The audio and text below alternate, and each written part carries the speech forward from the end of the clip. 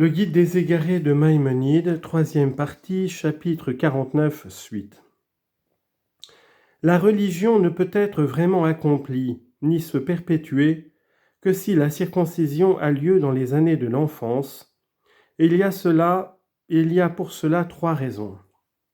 Premièrement, si on laissait grandir l'enfant, il se pourrait qu'il ne pratiquât pas la circoncision. Deuxièmement, il ne souffre pas autant que souffrirait une grande personne, vu que sa membrane est tendre et qu'il a encore l'imagination faible, car une grande personne trouve terrible et cruelle, avant qu'elle arrive, la chose que son imagination se figure d'avance. Troisièmement, les parents n'ont pas encore une grande affection pour l'enfant au moment de sa naissance. Car la forme imaginative qui produit chez les parents l'amour de l'enfant ne s'est pas encore consolidée chez les parents. En effet, cette forme imaginative s'augmente par le contact habituel et s'accroît à mesure que l'enfant grandit, et ce n'est que plus tard qu'elle commence à baisser et s'effacer. C'est pourquoi le père et la mère n'éprouvent pas pour le nouveau-né l'amour qu'ils éprouvent pour l'enfant d'1 an, et ils n'aiment pas l'enfant d'1 an autant que celui de 6 ans. Si donc on laissait l'enfant 2 ou 3 ans sans le circoncire, cela aurait pour conséquence de négliger la circoncision par l'affection et l'amour qu'on aurait pour l'enfant. Mais lors de sa naissance, cette forme imaginative est très faible, surtout chez le père, à qui ce commandement est prescrit. La raison pour laquelle la circoncision a lieu le 8e jour, c'est que tout animal, au moment de sa naissance, est très faible et extrêmement tendre, comme s'il était encore dans le sein de sa mère. Ce n'est qu'au bout de 7 jours qu'il est compté parmi les êtres qui sont en contact avec l'air.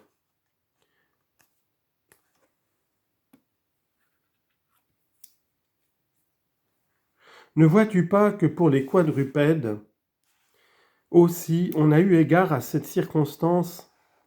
Il restera 7 jours avec sa mère. Exode 22, 29.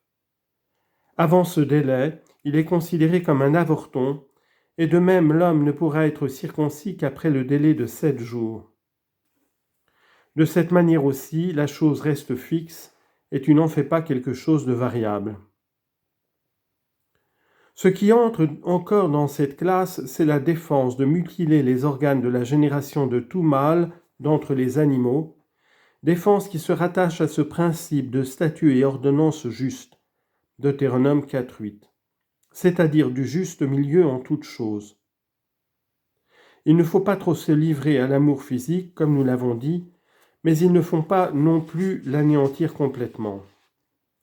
Dieu n'a-t-il pas prononcé cet ordre « croissez et multipliez » Genèse 1, 22. Cet organe doit donc être affaibli par la circoncision, mais non pas être entièrement déraciné. Au contraire, ce qui est naturel doit être laissé dans sa nature, mais on doit se garder des excès.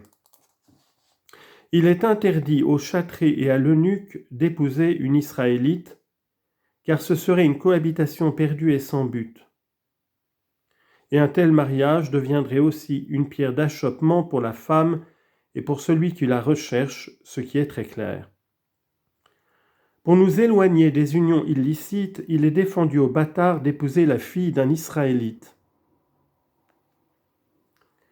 On a voulu que l'homme et la femme adultère sussent bien qu'en commettant cet acte, ils impriment d'avance à leurs enfants une flétrissure, à jamais irrémédiable. Les bâtards étant frappés de mépris suivant la coutume de leur nation, la race d'Israël a été jugée trop noble pour s'unir à eux. Aux prêtres, il est défendu, à cause de leur noblesse, d'épouser une courtisane, une femme divorcée ou une femme née d'un tel mariage. Au grand prêtre, qui est le plus noble d'entre les prêtres, il est défendu même d'épouser une veuve ou une femme qui ne serait pas vierge. La raison de tout cela est évidente. S'il est défendu d'admettre des bâtards dans la communauté de l'Éternel, Deutéronome 23, 3, à plus forte raison les hommes et les femmes esclaves. Quant à la défense de s'allier avec les gentils, elle est motivée dans le texte du Pentateuque. Il se pourrait que tu choisisses de ces filles pour tes fils. Exode 34, 16.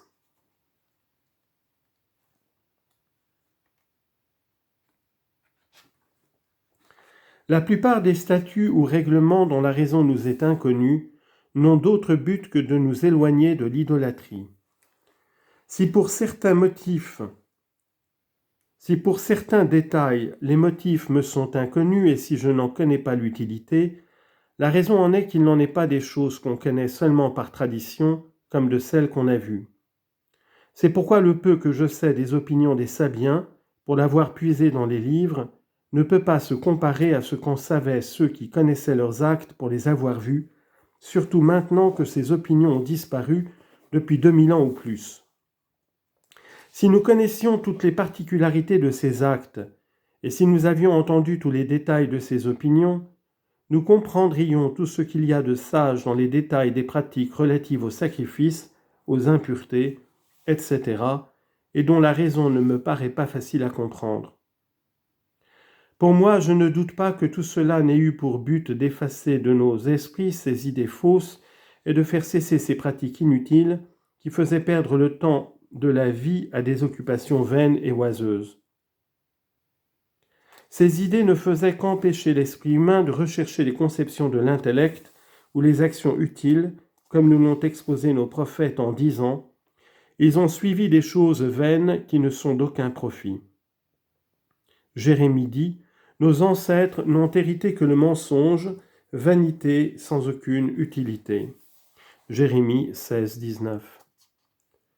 Tu comprendras combien tout cela est pernicieux, et si ce n'est pas là une chose qu'il fallait faire cesser à tout prix.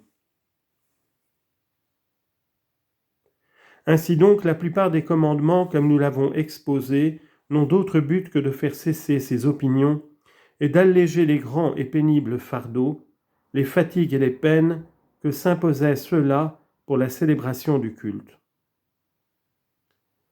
Par conséquent, tout précepte de la loi, affirmatif ou négatif, dont tu ignores la raison, n'a d'autre but que de guérir une de ces maladies que grâce à Dieu nous ne connaissons plus aujourd'hui.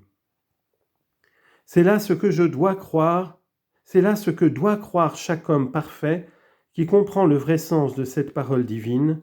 Je n'ai pas dit à la race de Jacob, cherchez-moi en vain. Isaïe 45, 19.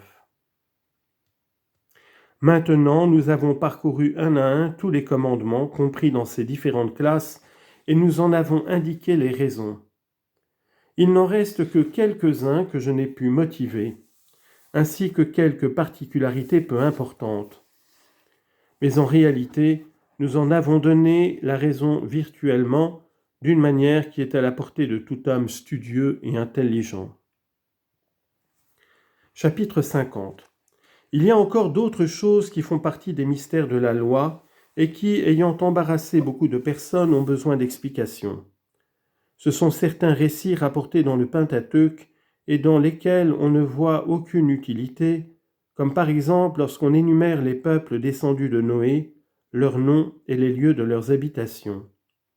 Genèse chapitre 10. Les Horéens descendants de Séhir, ainsi que les rois qui régnèrent dans le pays d'Édom. Genèse 36, versets 20, 31 et suivants. Et d'autres récits semblables. Les docteurs disent, comme tu le sais, que l'impie Manassé ne faisait qu'occuper sans cesse son ignoble conseil de la critique de ces passages. Il y était assis, disent-ils, faisant l'exégète, en parodiant les agadotes. Il disait par exemple, Moïse avait-il besoin d'écrire « La sœur de Lotan fut Timna » verset 22. Je vais d'abord te faire connaître un principe général, ensuite je reviendrai aux détails, comme je l'ai fait en motivant les commandements. Sache que, chaque fois que tu trouves dans le Pentateuque un récit quelconque, il a nécessairement une certaine utilité pour la religion, soit qu'il confirme une des idées fondamentales de la religion, soit qu'il nous enseigne une certaine règle de conduite, afin qu'il n'y ait entre les hommes ni violence réciproque, ni injustice. Je vais maintenant parcourir les différents cas. Comme c'est une croyance fondamentale de la religion que le monde est créé, qu'au commencement il ne fut créé qu'un seul individu de l'espèce humaine qui est Adam, et que les temps anciens depuis Adam jusqu'à Moïse notre maître ne formaient qu'un espace de 2500 ans à peu près, ces faits énoncés d'une manière pure et simple auraient été promptement mis en doute, car alors on trouvait les hommes disséminés à travers les extrémités de la terre, formant des peuples différents, parlant des langues différentes, très éloignées les unes des autres. On fit donc taire ces doutes en nous indiquant leur généalogie à tous et leur extraction, en mentionnant les noms les plus connus d'entre eux, un tel, fils d'un tel, ainsi que leurs âges, et en faisant connaître le lieu de leur habitation, ainsi que la raison pourquoi ils étaient disséminés aux extrémités de la terre, et pourquoi leur langue était si différente, quoiqu'ils fussent tous primitivement dans le même lieu, et qu'ils parlassent la même langue, comme cela devait être, puisqu'ils étaient les enfants d'un seul individu. De même, le récit de l'histoire du déluge et de celle de Sodome et de Gomorrhe avait pour but de montrer la vérité de cette idée. Une récompense est réservée aux justes. Certes, il y a un Dieu qui juge la terre. Psaume 58, verset 12. De même, la description de la guerre des 9 rois a pour but de faire connaître ce miracle, à savoir la victoire remportée par Abraham avec un petit nombre d'hommes n'ayant pas de roi avec eux, sur 4 rois puissants. On nous fait savoir aussi comment il défendit son parent Lot, qui avait la même croyance que lui, et comment il aborda les dangers de la guerre pour le sauver. Enfin, on nous fait connaître combien il était réservé, modérant ses hérésies, ses désirs, méprisant le gain et s'appliquant aux mœurs généreuses. Comme il est dit, fût-ce un fil, fût-ce la courroie d'une sandale. Genèse chapitre 14, verset 23.